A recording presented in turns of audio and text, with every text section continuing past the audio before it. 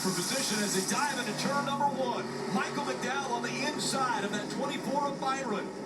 McDowell trying to make this a shortcut into turn number 2. And they come up to the S's for the very first time. Denny Hamlin away with the lead, but Michael McDowell poised right behind him, ready to pounce. McDowell into 34 has gotten by William Byron into 24, and it's a 3-car breakaway heading up the back straightaway with this scramble on behind them. McDowell just looking a little bit offline, trying to worry the little car a little bit into a mistake here. Awesome to watch these cars come through this corner, down into the carousel. Everybody nice and tidy right against the curb. You might put a little bit of right front tire on the curb there exiting. McDowell's going to try to put a lot of pressure on Denny Hamlin. He came off the carousel with a little bit of forward momentum. I don't think enough to make a pass. He's showing it to Denny, saying, I want it. Denny blocks the spot. Now back in the throttle, approaching turn 7. Confidence so high with the 34 team after the win at the Indy Road Course a week ago. Just his second career win, but right now they feel like they're the best on road courses as he has closed the gap once again. He'll look to the inside of Denny Hamlin as they go into turn number 1, and almost to the back bumper of that 11 is McDowell. Michael McDowell open up the inside line, coming off the end of the front straightaway. Couldn't find the room he needed to race, but he is still in full court press mode on Denny Hamlin's back bumper. 2-car breakaway, the 11 of Hamlin, the 34 of Michael McDowell. Michael's going to square up and see, give him a good look as it were up the back straightaway. Michael wants to be able to take this position if he can. The clean air would be valuable to the front of that Ford. He's pressing. Look at the rest of the field snaking through here. Everybody's single file right now early in the race. Being smart and cautious, trying not to make any mistakes. Denny up the track a little bit. Going to give up a little gain there to the 34 car. Yeah, that allows Michael McDowell a little bit of forward momentum again off the carousel. That's the second time. He's closer this time.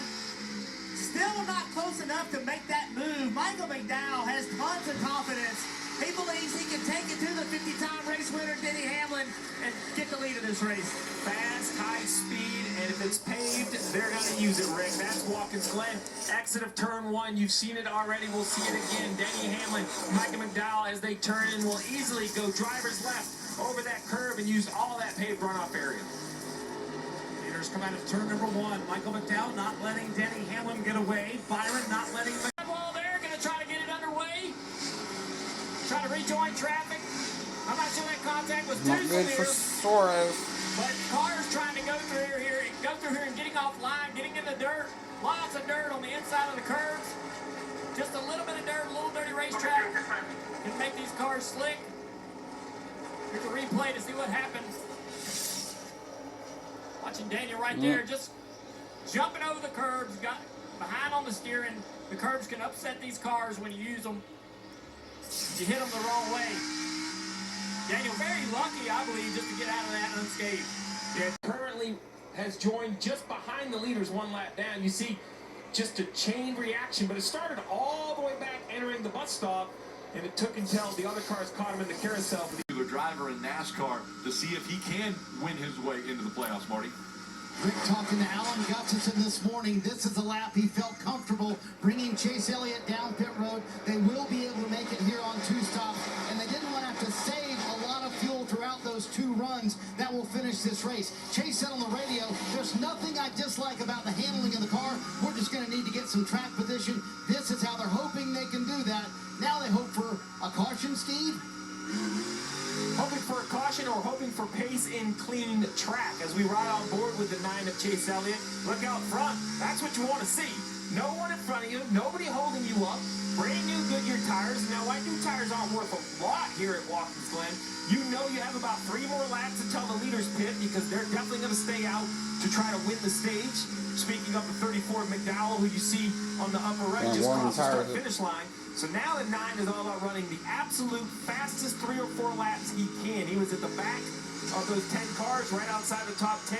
So if he can run 3 qualifying speed laps, he might be able to leapfrog some during the cycle. Marty. Here comes Joey Logano down pit road, who said he is loose everywhere. What that meant, he said, I mean everywhere. Corner entry, corner exit. Tough handling day so far for Joey Logano, but he's been able to keep his track position for the most part. Going to be an air pressure adjustment in the Goodyear tires they put on, trying to tighten them up, Dylan. Ricky Stenhouse. Those drivers that are in the playoffs, Busch back there in and 9th. This regular season standings, there are playoff points awarded relative where you finish there. Chief of William Byron, they have to stay on the racetrack. They are not feeling good about it right now. Gibbs looking strong here in the 54, chasing after that 11 of Denny Hamlin. But it is the 34 of Michael McDowell who comes out of 7 and sees the start-finish line. He's going to win stage 1 here at the Glen.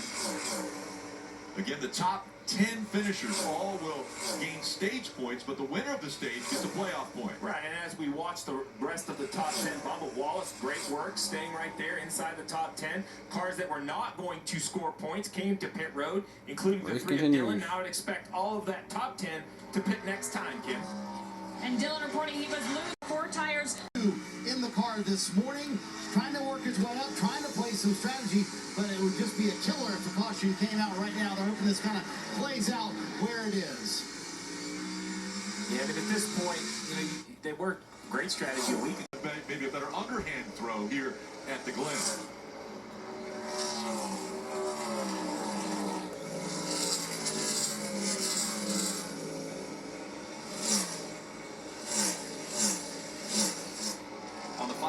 Again, William Byron has about an 0.8 of a second lead over Denny Hamlin. William Byron looking for his 8th stage win of 2023. It's the most of all drivers. And William Byron just continues to fill that bucket full of playoff points with 4 wins already, and now another point there for winning stage 2. William Byron continues to look like the #1 seed as we get closer and closer to the playoffs. So we get the top 10 all earning stage points at the end of stage 2. It's Byron winning stage 2. McDowell won stage 1. He's currently 12th running around the track. As you see, the 6th, 7th, 8th, 9th, and 10th finishers in stage 2. On the radio a moment ago, we have to get by the 11 if you want to be able to win this race. You've seen the aggressiveness from Ty Gibbs pick up. We'll see if we can get by his teammate Denny Hamlin. 44 to go here at Watkins Glen. William Byron trying for his 5th win of the year. He's out front right now.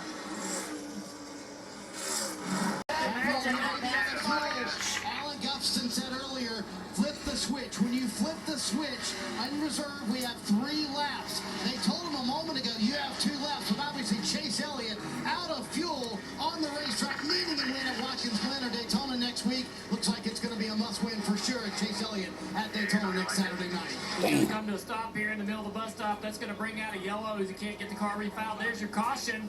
Big break for these cars on pit road, Steve. Absolutely. As soon as they saw the 9 slow, all the leaders knew they had to get pit road. This was the chance for the 24 to have an error or lose control. In the end, it was a perfect counter by William Byron. Rudy Fugle, they got the pit road perfectly, Marty. Oh, man, what a call by Rudy Fugle. Left him out a lap longer earlier in the race, got the track position, got into pit road in time on this caution for their teammate Chase Elliott. A.J. Allmendinger also on pit road as Chase Elliott stopped on the racetrack. The 24 said he needed an adjustment. The end of the run is where they were the weakest, and they made that adjustment on this stop. But for Chase Elliott, golly, man, it looked like they had speed, but out of fuel. And for Hendrick Motorsports, a double whammy. The Chase Elliott car runs out of gas, brings out a yellow, and on the green flag pit stop, the 5, Kyle Larson, who just drove into the top 3 and looked like he had speed to compete. Too fast exiting. Now that we're under yellow, unlike McDowell, who would have had a drive-through, this penalty for Larson will be tail end. So give up all that magical track position. He'll start last when we restart this race. Steve, I got to ask you, though, about the 5. Kyle Larson, how can he be too fast? His pit stall is like 3 away from the outline. Can you go too fast? Stopping there and then getting out at the end? Well, absolutely. There's small segments at the beginning and the end of pit road. It's a little downhill, which gets the car rolling a little bit quicker. And here at the road courses, you have the ratios much closer. I mean, these cars accelerate very well, a lot of rear tire. So the answer is yes, because he got the penalty. Yeah. You know, we have to go back and look at it. Here's Alan Gustafson. I spent some time with him this morning, and you could tell he was, optimistic about the day, but this is just not what they had hoped for. So, Marty, they said they had 3 laps from the switch. That seems like a tremendous amount of fuel. Yeah, that'd be 7.5 miles. 7.5 miles. Because it's 2.5 miles around her. 3 laps. That's a lot. This is is just such a huge, I mean, and you see it, everybody's riding by him as he's out. Hard to believe. So Chase Elliott runs out of fuel, brings out the caution. Only 34 to go here at the Glen.